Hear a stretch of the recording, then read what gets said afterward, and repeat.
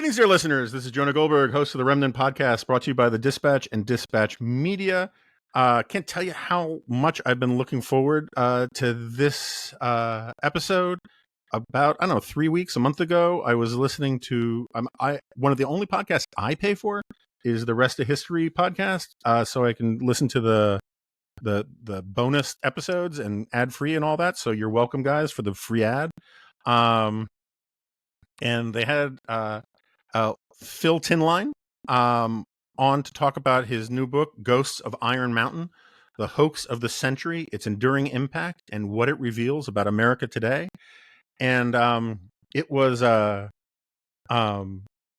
just a whirligig of things I'm interested in and themes that we've talked about on here. And so I sent an email to my people saying we got to get him on, and it took a little while to arrange it because he's over there across the pond. Phil is a former BBC guy, and he's a journalist and author. His last book, which was hailed, I think, as one of the best books of the year, was The Death of Consensus, 100 Years of British Political Nightmares. But we're here mostly to talk about Ghosts of Iron Mountain and various and sundry rabbit holes. So, Phil, welcome to the Remnant. Thanks. Great to be here. Thank you. Okay, so as listeners know, the first question, as always, with an author with a new book is, what's your book about? And you can take about your guys. It's a story, so you can have a little more oxygen than you normally would get on that. Gotcha. Well, the short version is it's about power and fear, but maybe the long version is a little bit more enlightening. It's the story of a hoax, as the subtitle suggests, and this kicks off in 1966, this story, when the Vietnam War is beginning to really hot up, and we get to the point where it looks briefly like peace is going to break out. And Jonah, I'm so sorry. Could I just do something? Would you mind? Yeah, sure. I'm going to just open a window because I can see myself, which I find very distracting. I should have done this before. So I'm so sorry to flub right at the beginning. That's but right. If I do this now, then I won't be kind of trying to avoid myself. So just give me 1 second here. Yeah. So sorry. And I can be all yours. Just bear with me 1 second. There we go. Sorry, I normally remember to do that, but all right, great. I'm now no longer able to see myself and therefore able to think clearly. So could we go again? Would that be all right? Yeah. So sure. So what's your book about?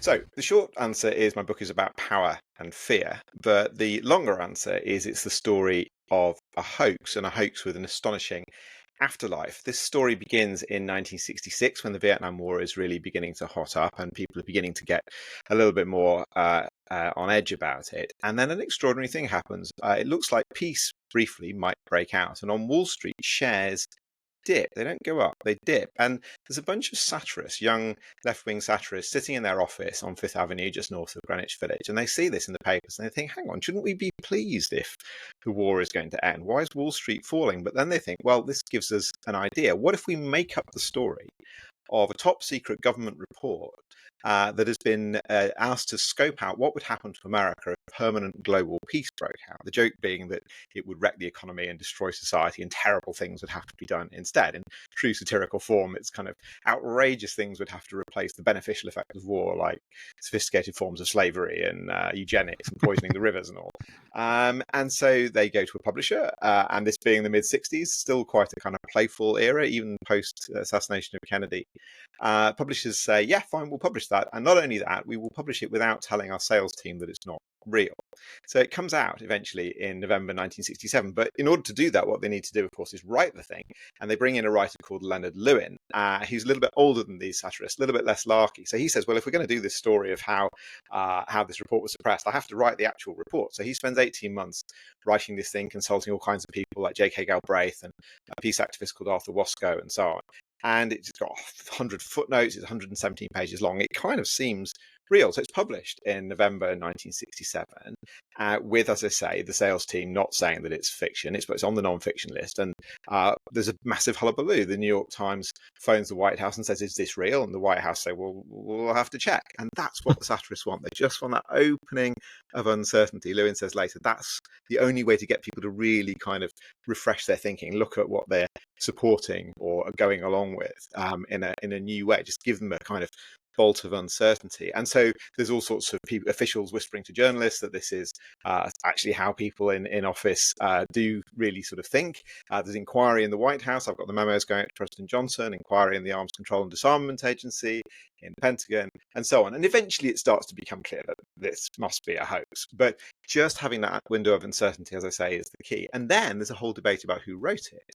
Is it the newly prominent Henry Kissinger, who takes time out from trying to bring peace to Vietnam to say this is nutty, or this is the doings of an idiot, or something like that?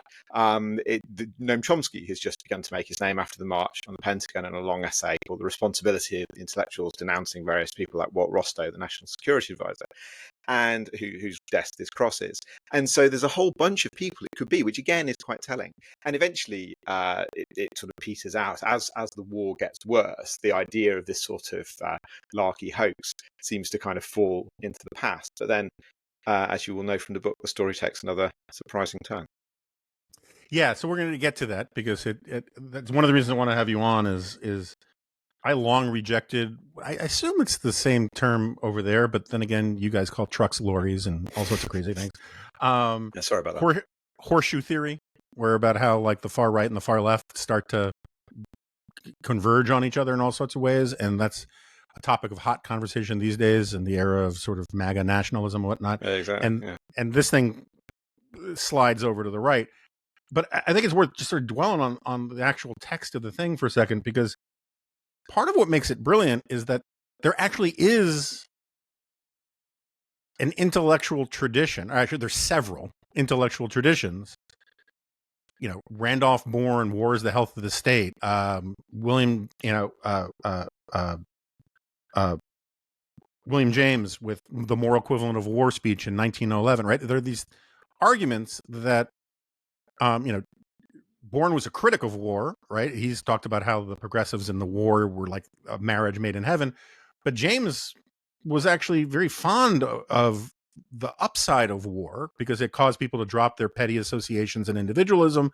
And he just wanted war without the violence, right? He wanted the moral equivalent of war, which is, it's a big ask, right? But so my point is like when I listened to you on the other podcast and Dominic Sandbrook read that quote from the thing, which I've since looked up the report and read it, about the war being the social fabric and the glue of society and all those kinds of things. There are lots of serious philosopher types and intellectual types who've made those arguments, maybe not as a case for perpetual war, but there was a fluency with those sorts of ideas and a willingness to ascribe them as villainously belonging to the other side, that it makes sense to me that it broke the blood-brain barrier as quickly as it did with a lot of people.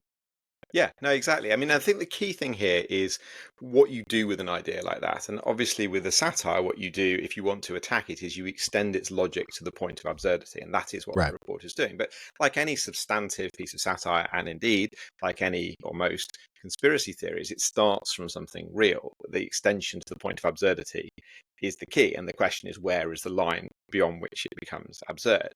And I think that comparison between satire and conspiracy theory is obviously quite telling, given what happens to this book later when the far right embrace it as though it is real and republish it on that basis. That satire and conspiracy theory at one level are doing the same thing. As I say, they're extending things to the point of absurdity. It's just the conspiracy theory continues to believe it. The satire is using it for a sort of rhetorical purpose. But the question of where the line is, I think, is one worth asking. And what that is, I think, is that it's when you extend something to the point of what you might call totalism. I always go back to Robert J. Lifton, the great psychiatrist who researched so-called brainwashing, thought reform in the aftermath of the Korean War. And he wrote this book, you talking about the psychology of thought reform and the psychology of totalism.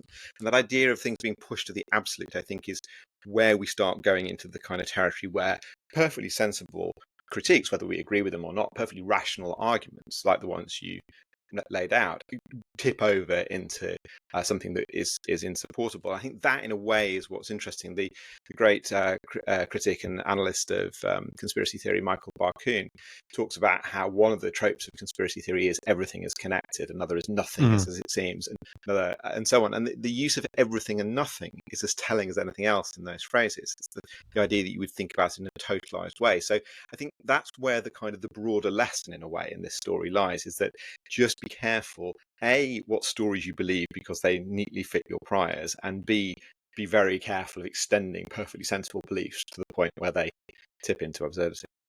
Right. I in some ways, I think of Jonathan Swift, right, with the whole "Eat the Irish" thing. It's Right. like he was getting at a larger truth Right. about the mistreatment of Irish people, but like at some point you realize it's satire, right? Right. And Right. similarly, there was a military industrial complex, there was an Right. establishment, and all these kinds Right. of things. So why don't we talk about that a little bit? Like Yeah, C. sure. Wright Mills Yeah. plays a pretty important role in here. So Hmm. why don't you explain to people who he was and its relationship to this story? Sure, and I should say that Jonathan Swift and A Modest Proposal is in the minds of the satirists when they come up with the idea. So you're absolutely on the money there. C. Wright Mills is a character who he dies several years before this happens, but I just thought the perfect character to take us into the landscape in which this report has its resonances. I didn't want this to just be a kind of quirky anecdote. I wanted to really explore the way that it spoke to a wider picture. And I wanted to do that in the introduction of the book, not through a sort of finger-wagging dry lecture, but by telling the story. So C. Wright Mills is this astonishing guy. He is a Texan. He doesn't leave Texas until he's 23. He becomes eventually a sociologist at Columbia University in the 1950s, which on the face of it, one might think is a very sort of calm, possibly even timid, empirical, cautious sort of a job. Mills is the absolute opposite. One of his great sort of things he's most proud of is having kicked a racist in the face with both feet when he's a teenager. He builds his own houses. He tears around on a motorcycle. He's a very he's sort of, in a way, a sort of autonomous man. I think he actually saw that as a problematic idea, but he likes the idea of the lone guy up against the system, and he kind of develops that idea in his life. I mean, his first books are very scholarly. I mean, they're quite impactful, and they have an edge of polemic to them, to the point that some of his colleagues sort of balk slightly. But books like The New Men of Power, the White Collar, and The Power Elite, his great sort of sociological trilogy in the late 40s and the 50s, are works of the academy. But he then starts to move into something more fully polemical. He writes a book called The Causes of World War III, where he starts to talk about crackpot realism and the permanent war economy more than he has even in The Power Elite, which are very useful ideas for exploring what we're talking about. I mean, it's taking us towards that idea of the military industrial complex. And Malcolm Moose, the political scientist who co-wrote that speech, the Eisenhower speechwriter, was reading Mills. I mean, it's clear that he was reading Mills and drawing on these ideas of the sort of power elite, which brings together a kind of nexus of the military and business and congressmen and so on. So there's that critique, which is already quite radical. But then he takes another big step after The Causes of World War III. He goes to revolutionary Cuba. He talks to Castro. He talks to Che Guevara. He talks to the revolutionaries.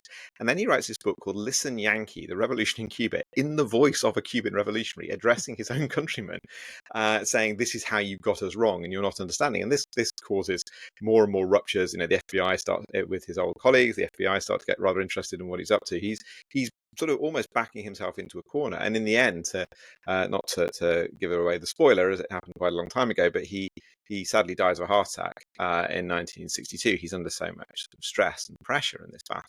But the reason that he's so interesting, I think, is that he's on the left. He is very pointedly not a conspiracy theorist. He's a friend of Richard Hofstadter who reads his work. He cites Hofstadter in The Power Elite. And what he has in that book, and in what he writes afterwards, is an analysis of how power is functioning in the Cold War, which is highly critical and very much of the left, but not conspiratorial. And what I'm trying to trace partly in the book is how that idea goes from being non-conspiratorial, as I say, across the line to the point of sort of totalism. And so the military-industrial complex, the idea that comes out of Mills's idea, starts, as you say, as a perfectly reasoned critique of the coziness between defense companies and the Pentagon in the mouth of the very unconspiratorial Dwight Eisenhower. But within a few years, it's been embraced by Jim Garrison, the very conspiracist DA of New Orleans. And it's this sort of numinous, nefarious, sort of dark presence somewhere in the heart of power, which, can do anything, even kill a president if it so chooses. So that's, I think, where Mills is useful. And the other thing about it, the other reason I wanted to write about him in that way is I think often, for perfectly sensible reasons, we think about power in terms of left versus right. But I think this relates somewhat to the horseshoe theory, although obviously one needs to be careful with precise equivalences. There is a sense, I think, in American politics after the war, and not only in American politics after the war, but it's sharply present there, that there is this sort of centre, both the centre of the political spectrum and the centre of power, which doesn't necessarily look all that benign if you are a sort of dissident voice on the left, like Mills, or indeed a dissident voice on the right, like the very conspiracist General Edwin Walker, and that both of them, put in different terms, have in some ways quite similar critiques of the excessive centralisation of power in the sort of national security state, in Washington, in the Pentagon. Neither of them are very keen on the idea of generals in offices. They prefer generals on horseback.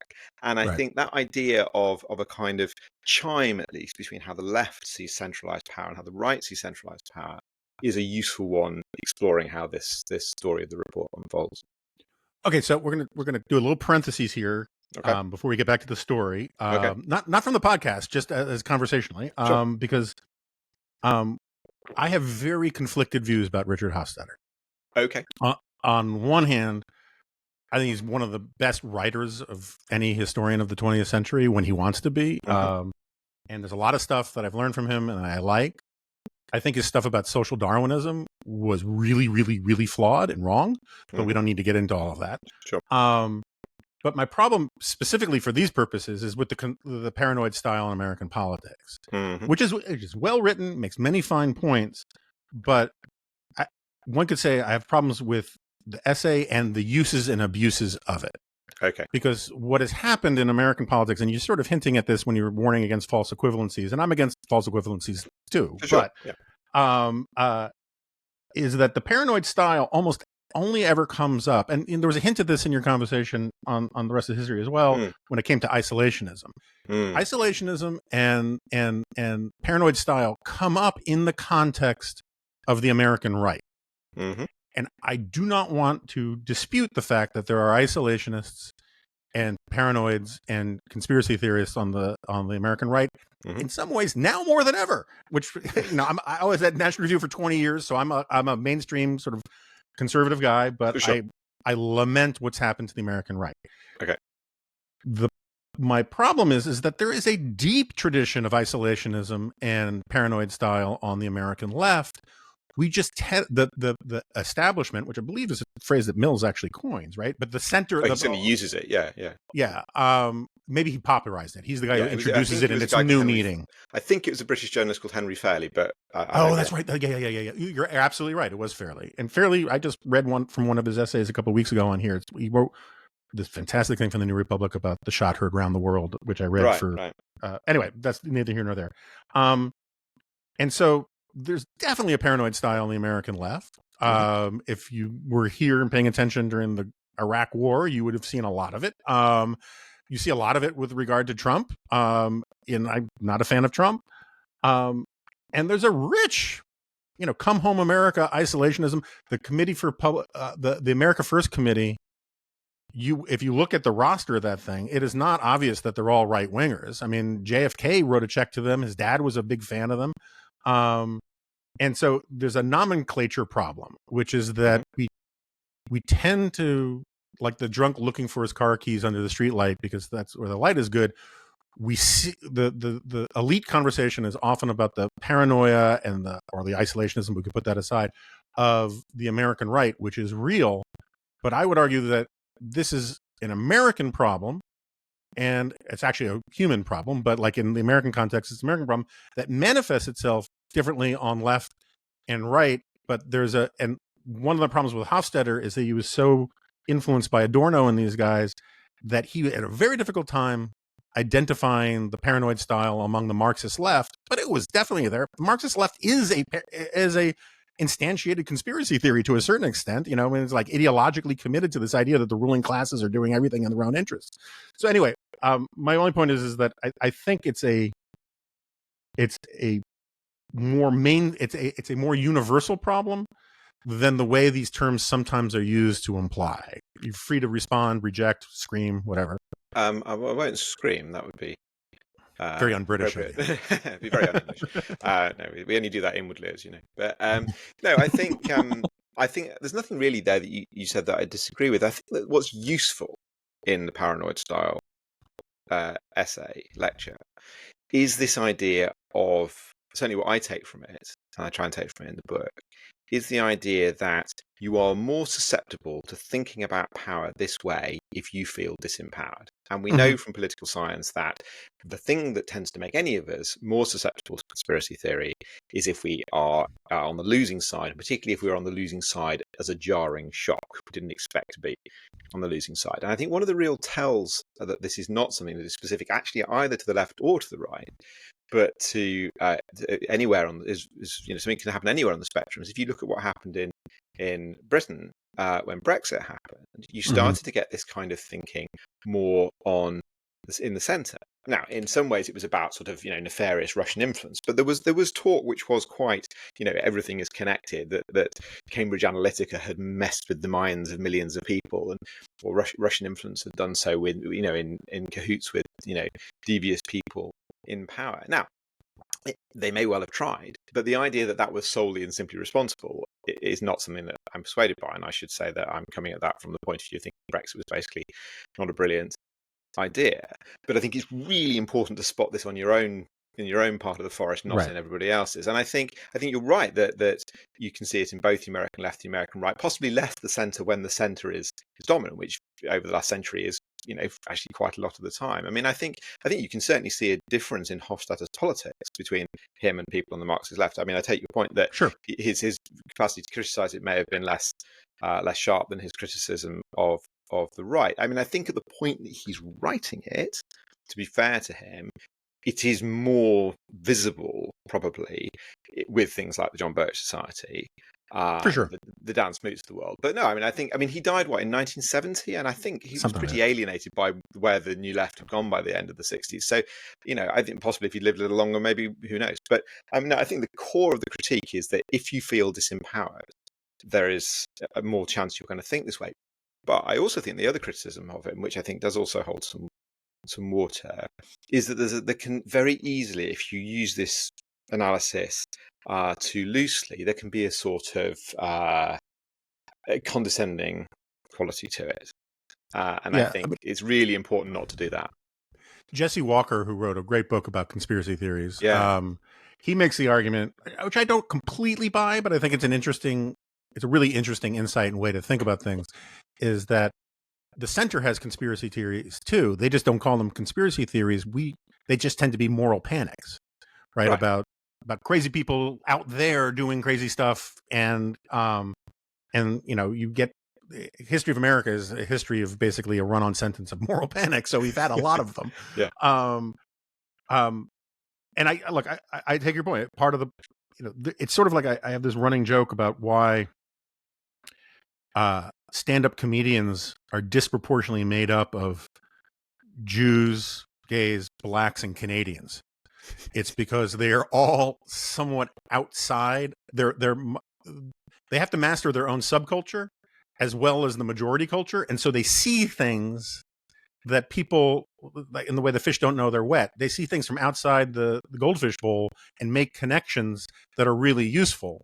That same tendency can become adrenal and dangerous, but if you feel jarred and shocked, exactly. All right, so we should just close off this stage of it by saying the report from Stone Mountain, it's serialized in Esquire. It's treated as a very big deal, and then we start moving into the 1970s, and the fact that it's satire seems to be less and less the point anymore, sort of for some of the reasons we were alluding to, but pick up the story from there.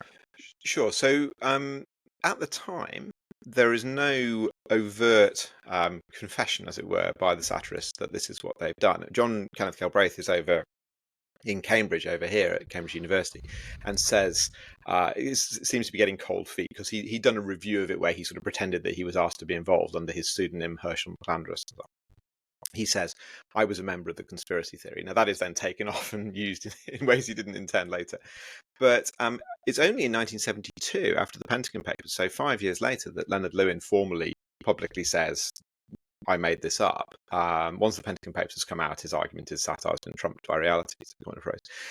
Once you're into the 70s, actually, I think it stays on some university reading lists, I think, but I think it broadly fades from view because by that point, I mean, part of what this is satirizing is the idea that, America has so much money, it needs to burn some of it off in warfare. Now, by the mid-70s, in the midst of stagflation and the sort of general crisis of, Watergate and the sorry end to the Vietnam War and so on, the idea that you would have too much money and the dominance is your problem is kind of a good problem to have, right? Right. So in the 80s, Lewin tries to get the book republished, actually with some help from Galbraith, and publishers aren't interested. I think the sense is that this is a relic from another time. Why would you? But there are people who notice it and for whom it seems urgently topical. And so Lewin finds out in 1990 from a couple of different people that the book has been republished. His dream, in theory, it's been republished by fascists who think it's real. Who've literally, as it turns out, when I looked into it, taken a copy of it, torn the cover off, and put a new cover on, saying, "Is this brilliant satire, or is it the new protocols?" Which, for a Jewish writer, is not obviously something that you want to be associated with in any way, or indeed with fascists. So this is a sort of horrible shock to Lewin, and he spends a very unpleasant 4 years in legal dispute, finally getting it removed from publication, and he ends up with all the remaining copies in his house in Connecticut. But at the same time, it's sort of out in the bloodstream now. And the reason that people believe it, I think, is if you have a pre-existing sense that, the center of American power does not mean you well. From a right-wing point of view, it is not fundamentally on the side of the patriots. It's on the side of sort of nefarious internationalism, globalism, all the words we're familiar with again now, alas.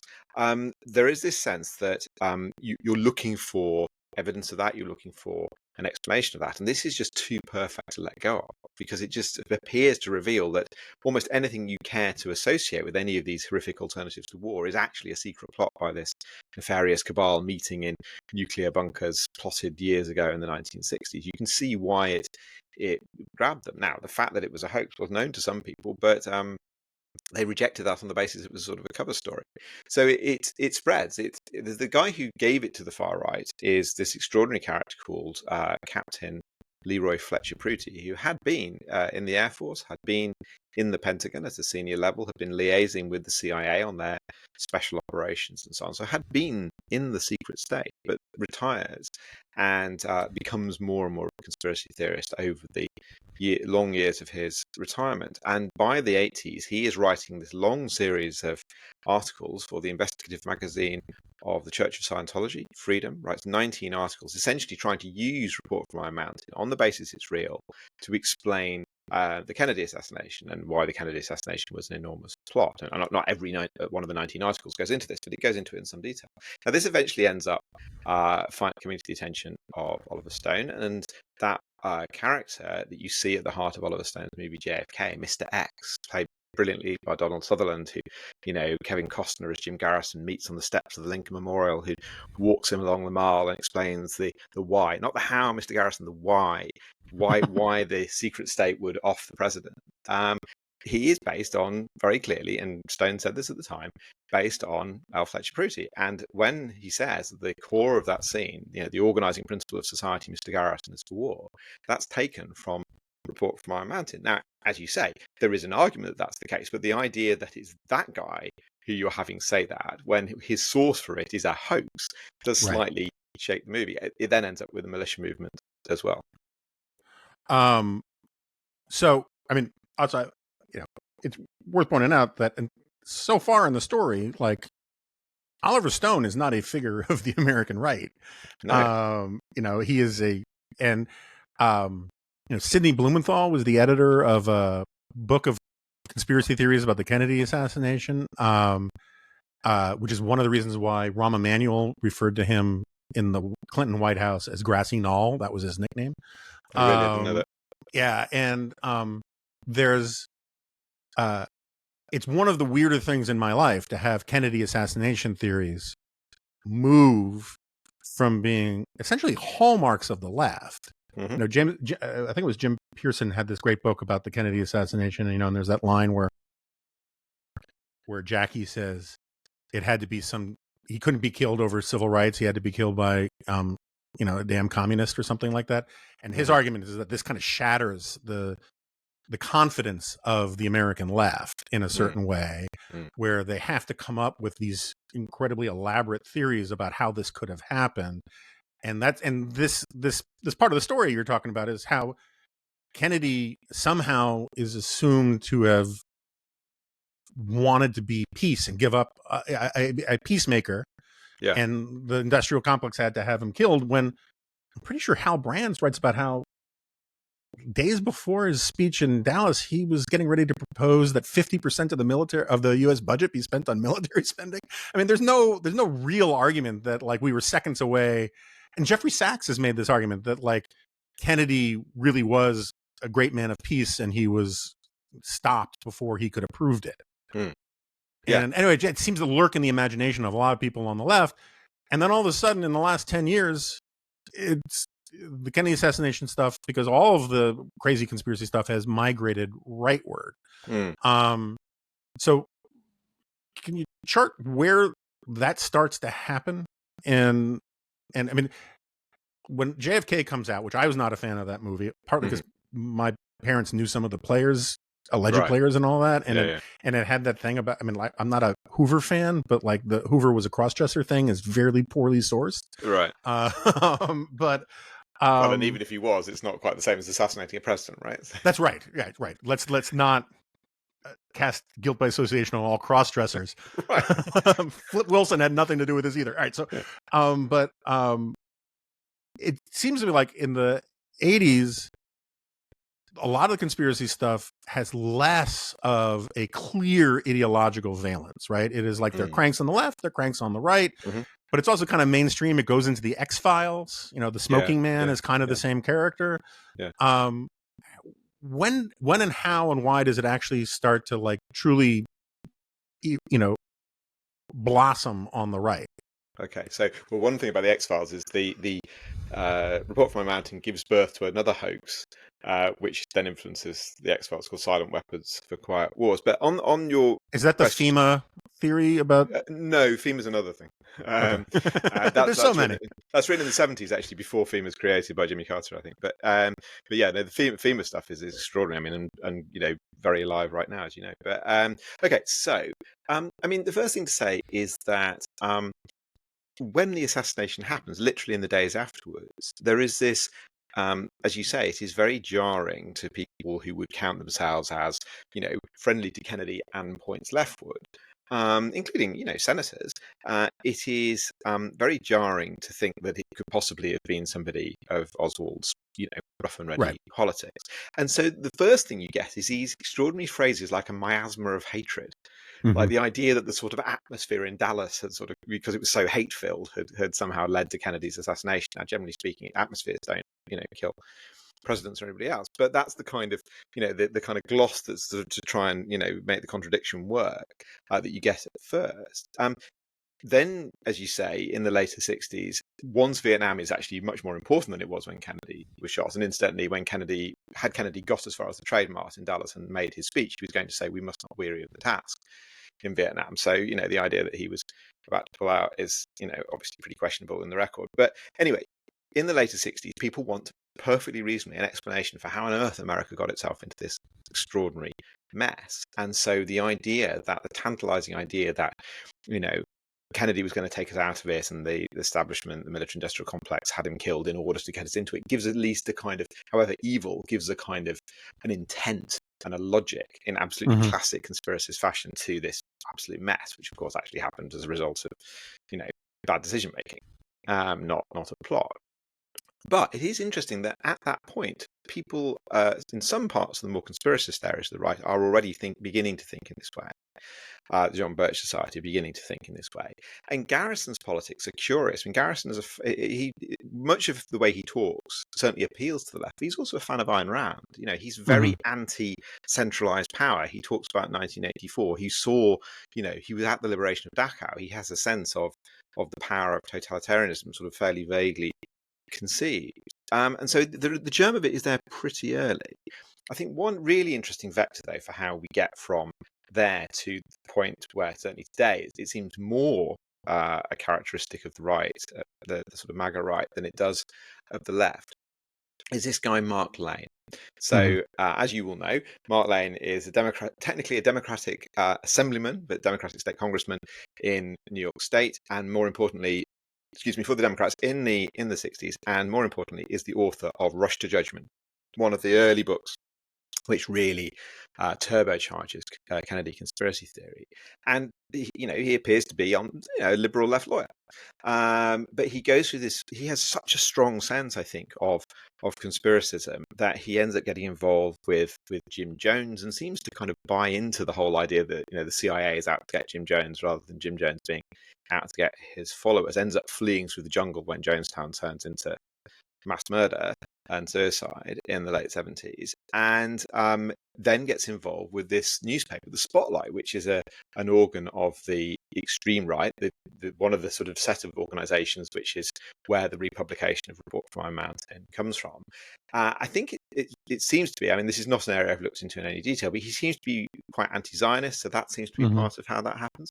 But when Lewin says contacts, and Lewin's lawyer contacts the people who are publishing Report from Iron Mountain on the far right and says, could you stop? The first lawyer who emerges to defend their case is Mark Lane. So he has moved from, and he's not the only one who's moved from a kind of, vaguely leftish Kennedy conspiracism in the 60s to still being Kennedy conspiracy theorist, absolutely still publishing about it, but in association with these people. The other person who does that, which is even more surprising, is Dick Gregory, the great pioneering, immensely brave, very funny, almost genius, really, black comedian in the 1960s, profoundly groundbreaking, puts his body on the line to fight against civil rights in a really brave way, endlessly fasting, all this.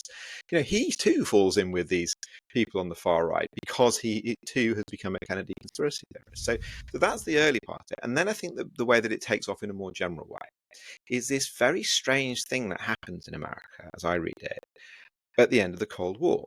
You might think that, quote unquote, winning the Cold War would be good. You would be pleased that you have won. But a little bit like the shares dipping on Wall Street. Actually, it seems to cause a great sort of discombobulation. Now, that's for some fairly concrete reasons. There's a recession. That Reagan has run up enormous debts, spending money on armaments. You then have the so-called peace dividend, which hits the big armaments producers in California. You have NAFTA, which everybody's very happy about. You have rapid globalization. You have the sudden lurching change in who America's allies seem to be. You also actually have an actual war again, which you really hadn't had under Reagan on any scale in the Gulf and so on. So there's this whole set of shocks and changes and reorientations, which you put that against economic loss, really starts to be a problem for people. And then you have Clinton and gun control and Waco, and it really starts to feel like the American state has been taken over by some, dark forces on the left. And that it is not your friend, it's your enemy. And so you can see why, in that context, the idea of a nefarious military-industrial complex that means you ill might start to be more appealing to the likes of, say, Roger Stone, who writes about how Johnson had been behind Kennedy's assassination. I don't know, to be fair, when Roger Stone decides that exactly, but you can, and he's by far not the only one, but you can see how that sets the ground for something that Kennedy theories would then fit into very neatly. Yeah, there's also, I mean, it seems to me, we've had him on a few times on here, Joseph Uzinski, who's a political scientist who studies conspiracy theories, and conspiracy theories are a natural human thing, and I think it's in part because in the evolutionary environment, you reason backward from bad events. Right.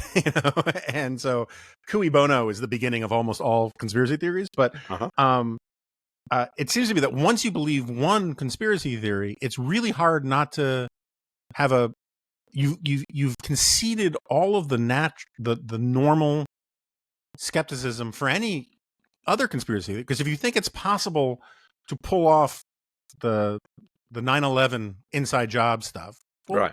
what isn't possible for a cabal working inside the government to do? You know, if they could pull off killing Kennedy and pinning it on this patsy, well, what else can they do? You've conceded what I, from the very beginning of this podcast, has been a running theme of how if we could tell people outside of Washington one thing that they don't believe to be true about how Washington really works, it would be that nobody really has any freaking clue about what they're doing. And the idea that you can keep large numbers of people in line for a very complicated task without anybody spilling the beans and execute perfectly past the fifth move of your plan is just ludicrous. It's just not how life works, right? But if you believe they can do it for these things, well, then you believe, you believe it's like conceptually possible for some other conspiracy to work. And so if you accept the Kennedy thing, then all of a sudden you're off to the races. And same thing with the Protocols of Elders of Zion, which I know you get into. It's like, exactly. Once you buy into the possibility, then what is your argument against any other conspiracy theory other than like your narrative is wrong, right? Right, exactly. I mean, I sometimes think somebody should do a game show where you get teams of people and take them to Washington or to London for that matter and say, right, organize a conspiracy. Mm-hmm. Actually try it. I mean, I used to think this about the BBC when we'd be accused of, some sort of deliberate smear or something.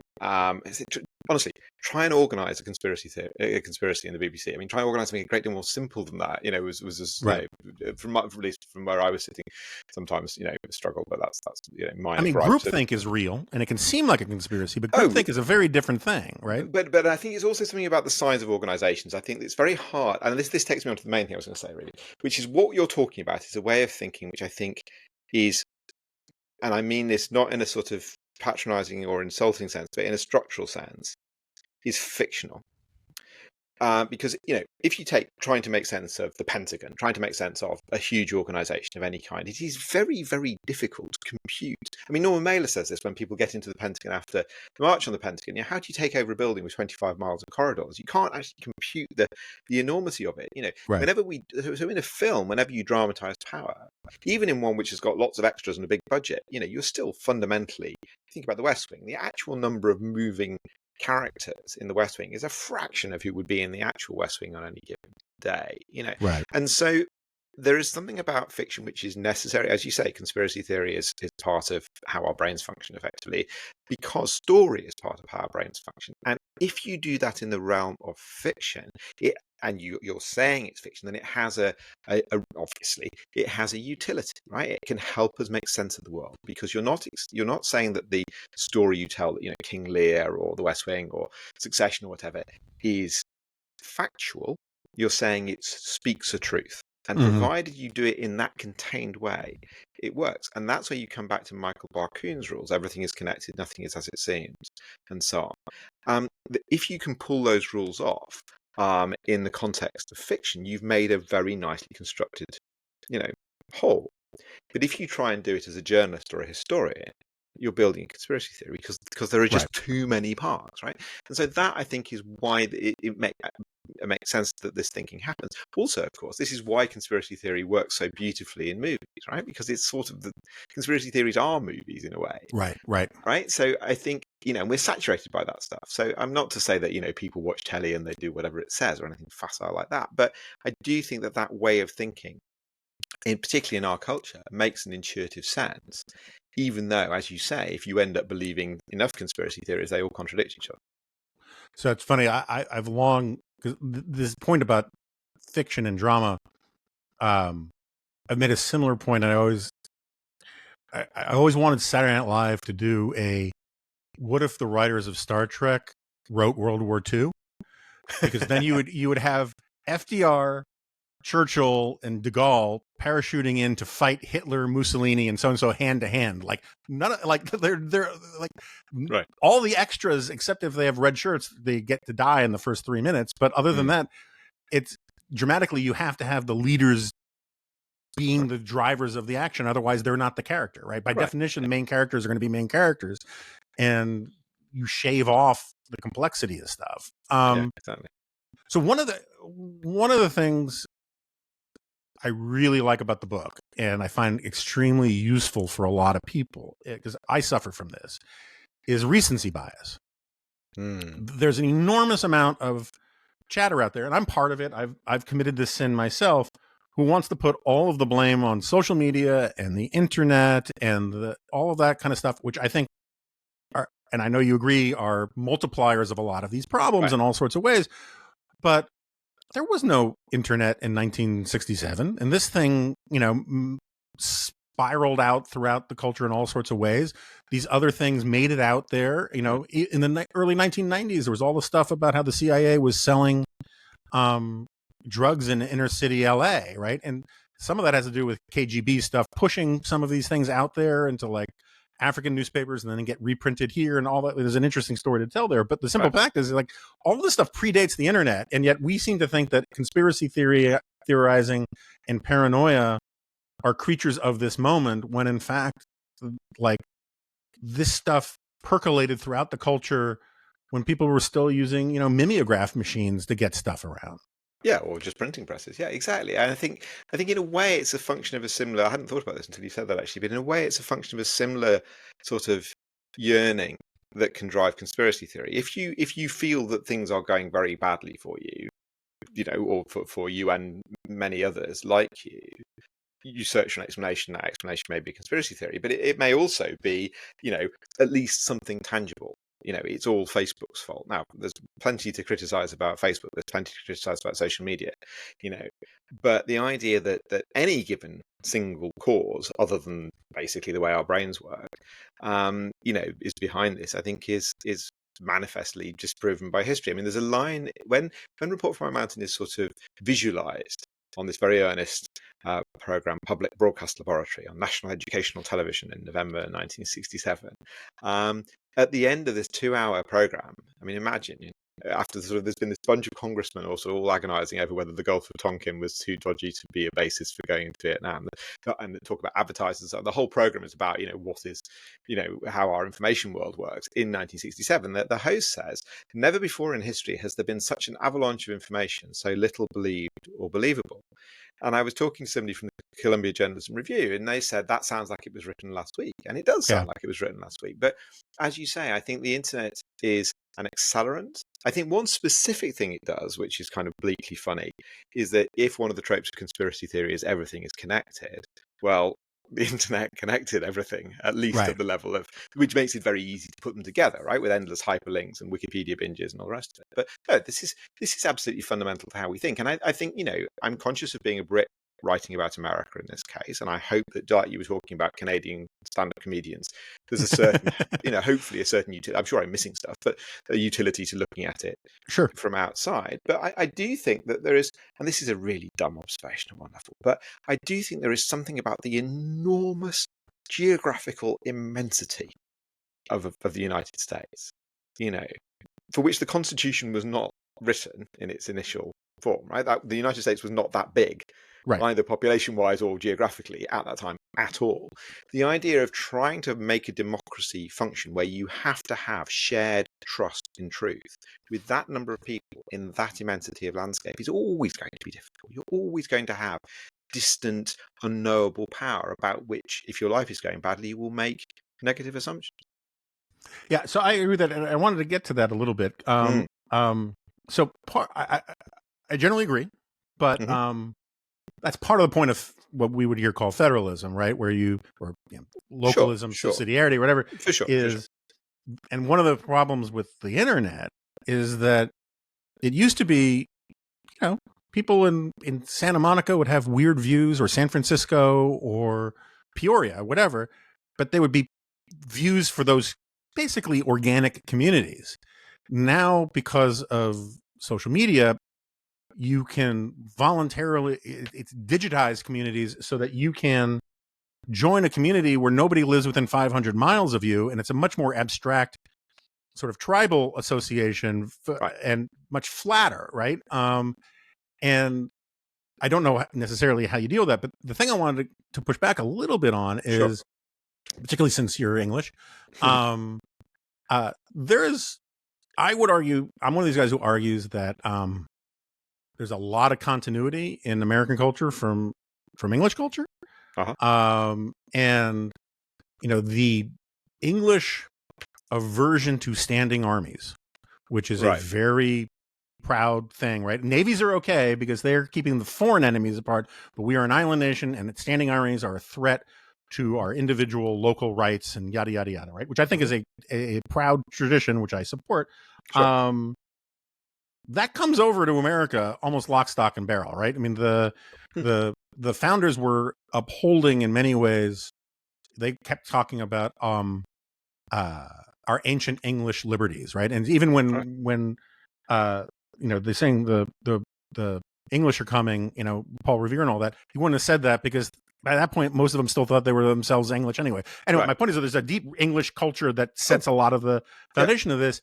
And so the continental United States in many ways functioned as just a much larger version of the island mentality that it was scaling up in certain ways English culture and English views of distrust of foreigners. And so the isolationism or continentalism, as like Charles Beard called it, all is very similar to the spirit of even Brexit, right? It is, and that,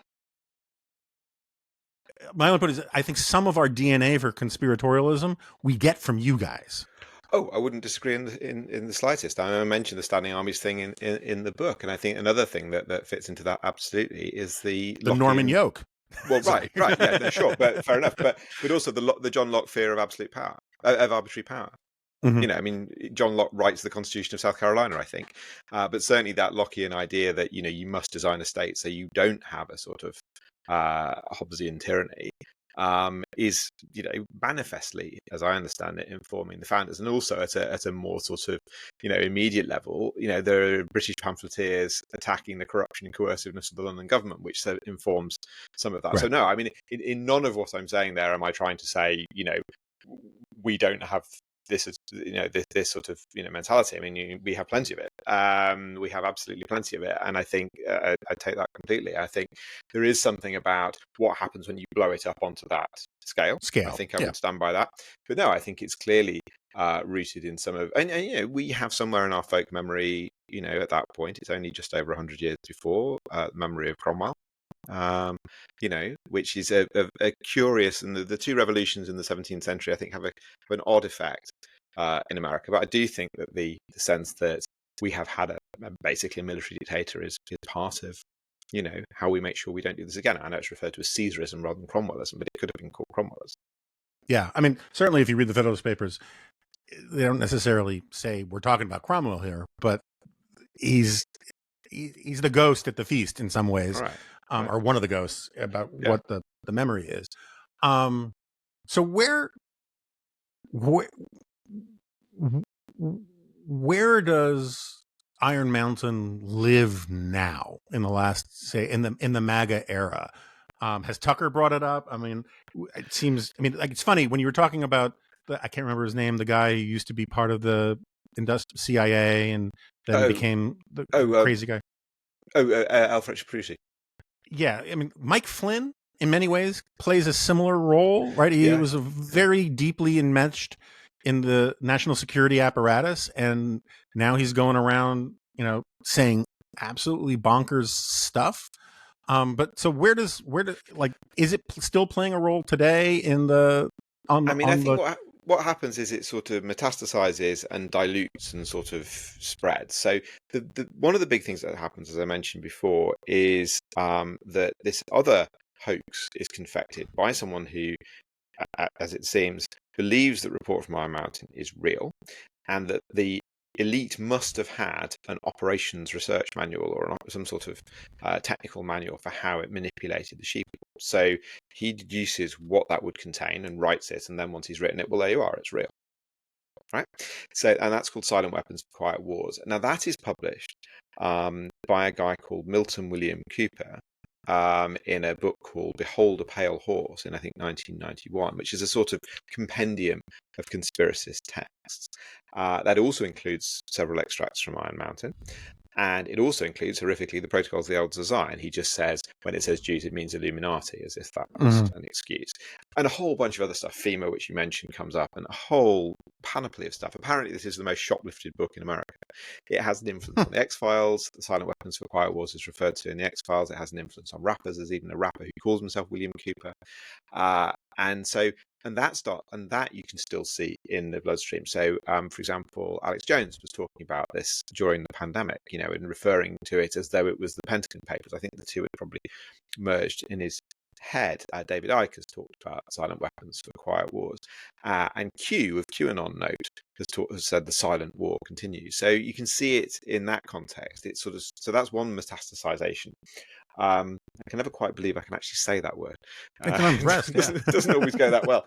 I think I pretty much got it. And then another version is that there is a video made, a long, about 2 hours 40 minutes video, to sort of quote unquote documentary called Iron Mountain Blueprint for Tyranny, which begins with the shot of JFK, which is made in 1993. And there are follow-ups to Iron Mountain 2, Iron Mountain 3, which are made in the 90s and are circulating among the militias in the 90s and are now, of course, online. And actually, often when people refer to, as I did an awful lot of going down rabbit holes to research this, as you would imagine, often I realised when people refer to Iron Mountain, what they actually mean is this video, which is sort of an exposition of, the dark intents that Iron Mountain reveals, contrived by comparing it with and cross-referencing it with the Book of the Revelation and all sorts of contemporary events and so on. So, for example, the report talking about blood games becomes an explanation for Waco, either in that video or I think that's in another iteration of it, which is using it to explain how Timothy McVeigh was a patsy. But you can see what I mean, that because it's got this rich range of alternatives to war, you can associate all kinds of things with this supposed government document. Another big iteration of it is in terms of politics to do with the environment, because it says in the report that we could poison the environment in order for that to be a replacement enemy to unify and cow the public in place of the threat of nuclear war. But it would take a generation and a half to pollute the environment with sufficient effect. So then people say in 1991, 1992, when the Rio summit is happening, that was written in 1967. That's about a generation and a half ago. They plotted in 1967 to pollute the environment, or say they were going to, sufficiently to oppress the American people now. And so that becomes an iteration that the John Birch Society, for example, unpacked for quite a long time. You can see it in there was a guy who's the chief ideologue of the Oath Keepers, who was a Vietnam vet. He was talking about it. You can see it on Zero Hedge. You can just see it sort of pop up all over. And there was an argument against the sort of an argument against helping Ukraine, which cited it in foreign policy circles as well. So I don't want to overdo it. I'm not saying it's like it's the secret idea behind or mistake behind everybody I disagree with or anything like that, because one of the risks of the conspiracy theory is you set up a counter conspiracy theory to explain it. But it's certainly visible in an awful lot of places. Yeah, it's a good caution you offer, but like part of the point of this discussion in some ways is that if it hadn't been the report from Iron Mountain, it might have just been something else, because there was a desire to hang these views on something concrete, and this just lent itself better than whatever option number 2 was, but doesn't mean option number 2 wouldn't have played a similar role.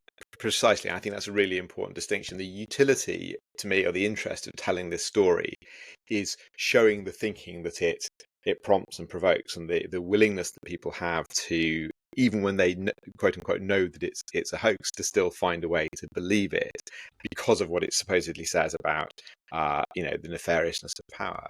Not that I'm saying that it's the sole root of all evil, because that would, as I say, reflect the mistake. It takes me back to what we were saying before about centrists being prepared to do this. I remember seeing a fantastic headline on BBC News website a couple of years ago, which talked about something like a vast shadowy network of conspiracy theorists. You can see how, it's very hard to avoid the mirror image.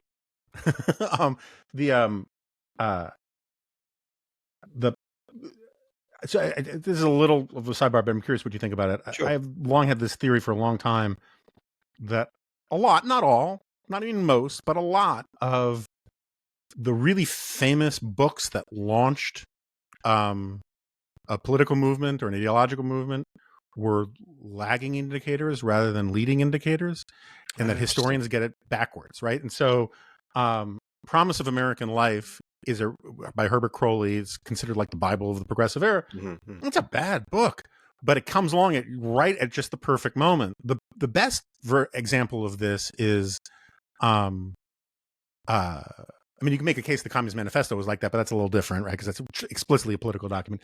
But the best example of this is The Greening of America, Mm-hmm. which was, I mean, it's just an absolutely ridiculous book. If you actually read it, stage one thinking, stage three. I mean, it's like very Tofflerian, weird, and written by this basically like the first incel. I mean, it's just a weird book, but it caught on about the generational youth politics of the 60s and 70s, and people picked it up as a totem. And that's what a lot of these books serve as, is totems for the pre-existing desire that's in people. And they say, see, now I'm right. I got a book that proves it. That kind of thing.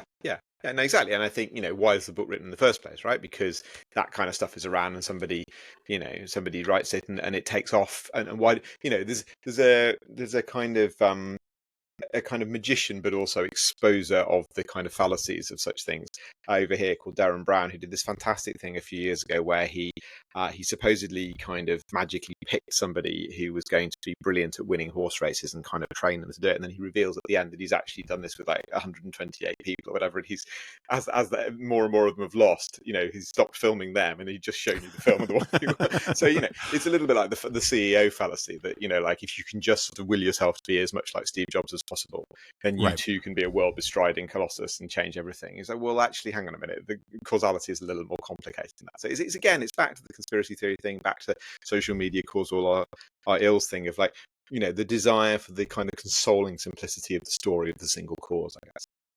Yeah, so as much as I said about the recency bias thing being an issue, Claire Lehman had a great piece for us at the Dispatch last week where she was wading in on the Douglas Murray thing on the Rogan show, right? And Murray, I don't know, I don't care whether you agree with Murray's politics or not, but Murray's read a few books. I think we can agree on that. And read a few books, yes, he has, yes. Yes, written a few, but, yeah. He's written a few too. But like, Sure. her point was that part of the reason why this is such a disturbing fight on the crazy right is that, and I don't think Douglas is crazy, but my point is he's fighting with a lot of the crazy, is that a big chunk of the online right, MAGA right, whatever we're supposed to call it, is post-literate. They don't read books, right? Candace Owens doesn't read books. She certainly gives the impression that she spends her time doing other things, yes. Yeah, and so like there's this, the essence of conspiracy theory is reach your conclusion first and then reason backwards to prove it, right? And in a post-literate thing where on YouTube you can just slap stuff together, the pushback against Murray was really, really interesting because Murray was like, that's just not actually what happened. Like, read some history books. You are just pushing a narrative that's just not true. And there does seem to be something about this moment that, again, I guess accentuates the desire for the story more than the facts. Like if the print the legend thing is, I think, more acute now in people's hearts than it has been in the past. Yeah, I think that's fair, and I think there's something about, I mean, not to go all Marshall McLuhan at this late stage of the interview or anything, but I do think there's something about form and content here. There is something about the YouTube piece to camera, as fuddy-duddies like me would call it, and about montage. I mean, you see it in the Oliver Stone sequence in JFK, and the Mr. X sequence. And when I watched that, full disclosure, when I was 18, I found it very compelling. And I've watched it back since and thought about it, and it's partly because the elegance and composition of that montaging is a very sort of quote unquote persuasive force, and it's doing it because, a little bit like what we're saying about the difference in fiction and facts, it's doing it a different bit of your head in a way to a point by point set of reasoning. So I think it's partly about, I mean, I don't want to suggest that nobody who I disagree with or no one who is on the MAGA right or whatever reads books. Clearly some people absolutely do and are highly intelligent and have reached different conclusions to the ones I might reach.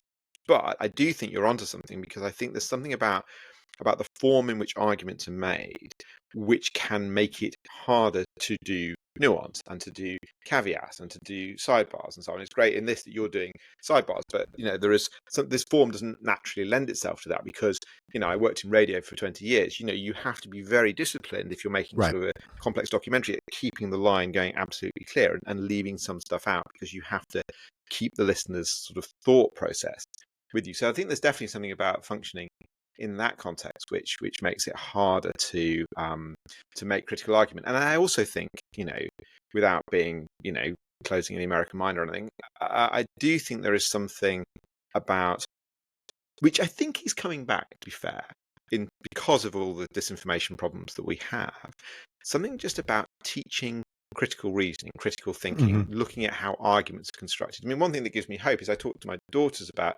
advertising, and they are witheringly contemptuous about its attempt to persuade them to do things because they can sort of see the construction, they can see around behind the back. So I do think there's possibly some hope there, but no, I think that analysis makes sense to me. All right, Phil Tinline, thank you so much for doing this. I really appreciate it. Love to have you back anytime.